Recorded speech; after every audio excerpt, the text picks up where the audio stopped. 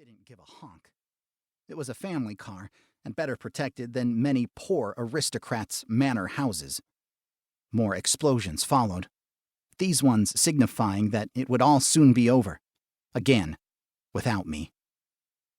The bridge support beam, behind which those amateurs had launched their ambush, crashed down to the ground outside. After it, 2 partially burned bodies thumped to the asphalt. And one of them, it seemed, was still alive. Reaching out a hand, the almost dead attacker tried to cast something with the last of his strength, but an ordinary bullet from a simple pistol took off the skull of the unfortunate, gifted. A sad death for a foolish man. I chuckled and turned back to my mirror. The same sad-looking young man that I'd hated looking at for all those years looked back at me from the mirror. It wasn't that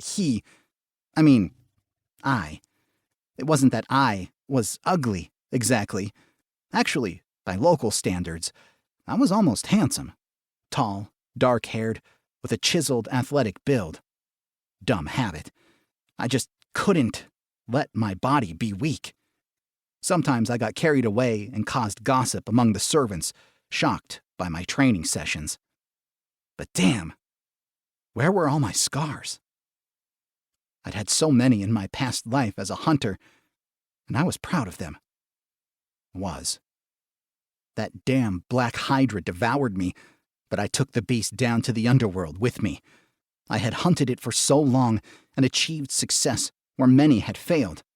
That ancient and graceful beast was old and very strong. I could still smell the stench of the noxious fumes of the Adige swamp, where that creature had reigned supreme for centuries, invading other worlds to sow pain and chaos. That had been my final trophy. What a shame. A pleasant warmth spread through my chest as the memory of the Hydra. A straightforward job. Excitement. The surge of adrenaline and pride at a job well done. No, how I missed it all. It was a good Hydra.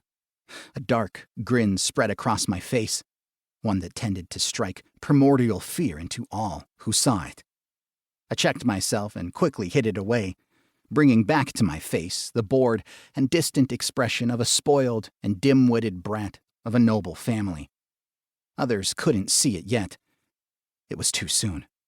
Or maybe it was the perfect time. I was traveling to see my father, who was supposed to officially announce who his successor would be, if only I wanted to be it. That said, my relatives didn't really want it either.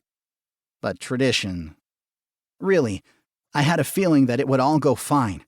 My famed intuition, which my brothers applauded and even envied. They knew that it was better to listen to what I said than live to regret it. The attack ended almost as soon as it had begun, and my convoy resumed its journey. But before we had gone far, the attack started anew. Maybe the last one was just a practice run? This time, there were more attackers. They were a little better prepared. The leading car in our convoy flew into the air in the flash of a magic-strengthened explosion. That car wasn't as well protected as my limo. The attackers cast themselves at us from all sides, yelling. I grimaced again. The yelling was a sign of uncertainty and a desire to bolster oneself and one's comrades, forming a unified crowd. Why bother doing that if you can just kill your enemy, silently and effectively? If only they killed all the guards and I went missing without a trace.